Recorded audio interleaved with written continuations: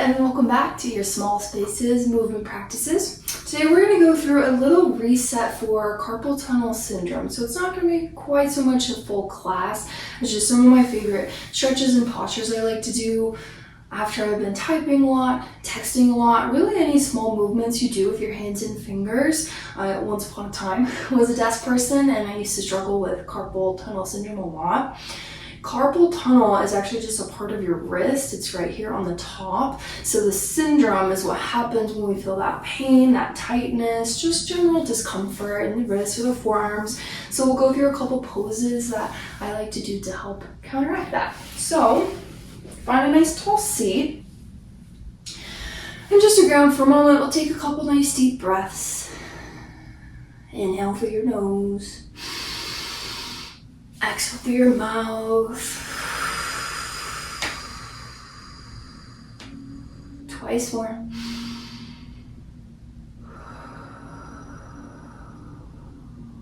Last one.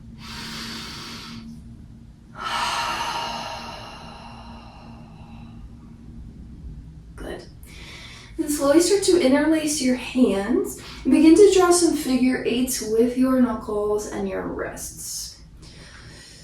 Truly, it's there to get movement into your wrist, get some movement and stretch into your forearms. Truthfully, a lot of us struggle with this kind of thing, right? Our wrists are sensitive. One of the best things we can do is strengthen them. The best conditions my wrists were ever in was yoga teacher training. We had to do a bunch of chaturangas, high to low planks in classes, and that was the strongest and best they ever felt. So something is to be said for taking care of them. And then reverse the direction. This can feel a little tricky. So you just do your best. You're like, I don't even know if I'm doing it right, that's okay. Just reversing the direction, trying to get circles the other way for each wrist. And I talk about this, especially in my Pilates classes, but yoga as well. I mean, truthfully, we have to have jobs for the most part. We have to make money to be alive.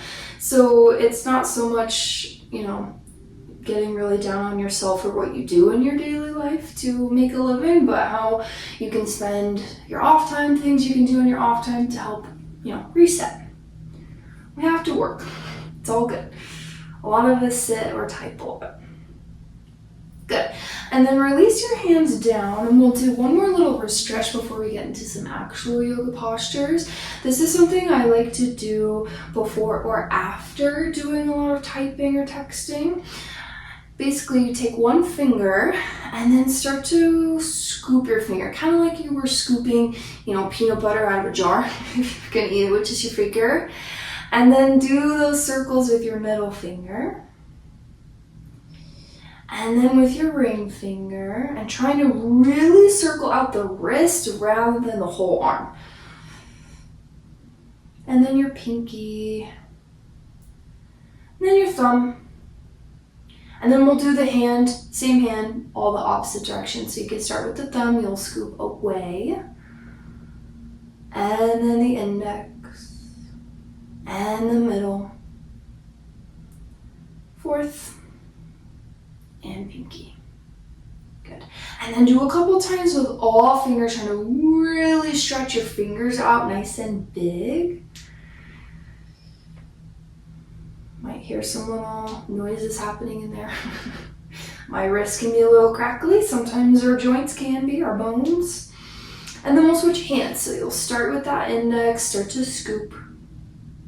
And then we'll go through the entire same series. Sometimes one hand can struggle with carpal tunnel syndrome more than the other. I'm right hand dominant, but my left hand struggles more. Bodies are interesting. Start to reverse the direction of your circle, moving through all your fingers. The order and the way you do it is not super important. It's really just to get some stretch and movement into your wrists. And then do a little bit of all 5 fingers, trying to really stretch them out. Good. Okay, and then we'll head into our tabletop. Come onto your hands and your knees. And we'll start with what is called our wrist flexor and extensor stretches. So, right palm to the mat, fingertips face you, inside of your wrist face out. And then the further that you start to sit your weight back, the more you'll start to feel that stretch into your right forearm. So you can really decide how far. Make sure nothing hurts. We really use our wrists a lot. We ask a lot of them, and then we don't really do stretching for them. We don't really do strength work for them. Things exist, but sometimes we kind of neglect them, myself included. So this is a good way to get some love back into those spaces. And then we'll take that with the left hand. So palm to the mat, fingers face you, inside of your left wrist points out. Further you sit back, the more you'll feel it. Try to involve the thumb. Sometimes the thumb kind of gets left hanging off to the side.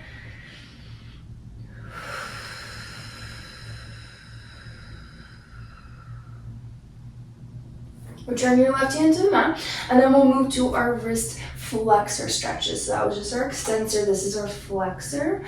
Top of your hand to the mat. Fingers face you once again, inside of your wrist face out, but it's the top of your forearm.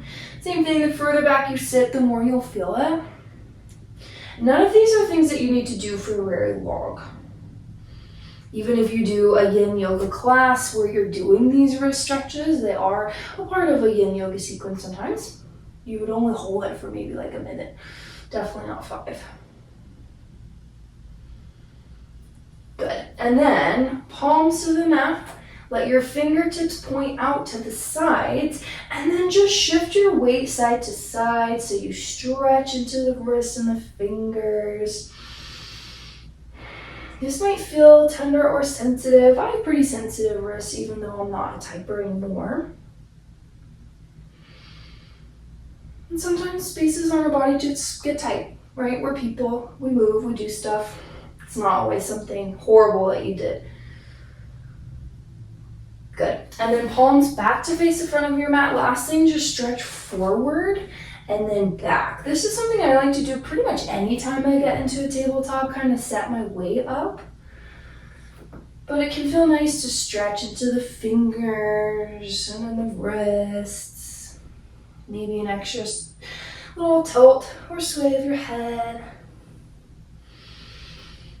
Right, and then we'll lower down onto our belly. This, by far, I have found to be the best thing to help with carpal tunnel syndrome.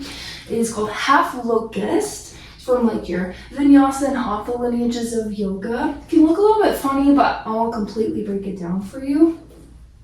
Take your arms down by your side, palms are to the mat here, and then lift up, slide your arms underneath you. Again, I know it can look a little weird, but the hip bones should be pointing and kind of poking into your forearms there. That compression is really important. And then all you're gonna do, lips or chin to the mat, you can decide how you feel. Slowly lift your right leg up just a little bit, and then flex into your foot. And feel that your leg pulls back and then lifts instead of just kind of cranking it up. So leg pulls long, then lifts. Lower it down, and then we'll switch. Lift your left leg, flex the foot, reach it long, then lift it up. And even try to shift your weight forward a little bit into your shoulders. Good. Finally, before you take your arms out, bring your pinkies even closer together to touch. And then you'll lift both feet. Good. Pull out, then lift, then shift your weight forward, feeling that big compression on your forearms, on your wrists. 3 breaths.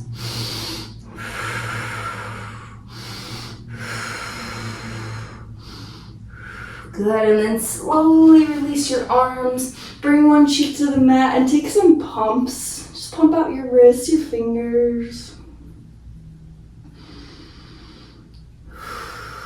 You can kind of feel all that fresh blood flow into that space, might even tingle a little bit. Good. Bring your head back through center. Press yourself up to a Sphinx pose, as long as it feels okay. Ultimately, the higher up and closer your elbows are to underneath your shoulder height, the more you'll feel it. The further away, the less. And normally with Sphinx, we have our palms facing down, so we'll just take a couple breaths there.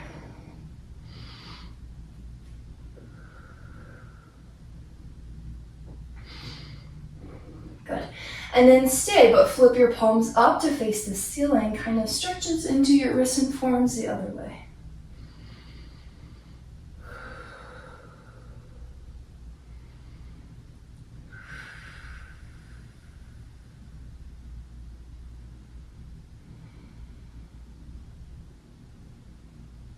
Alrighty.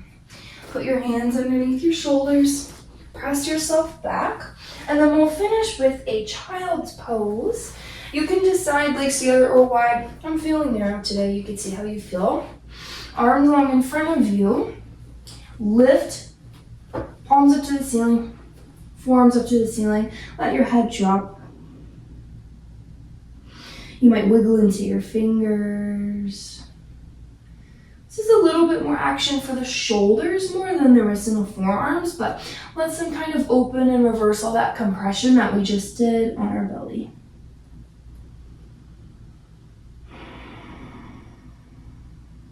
Good.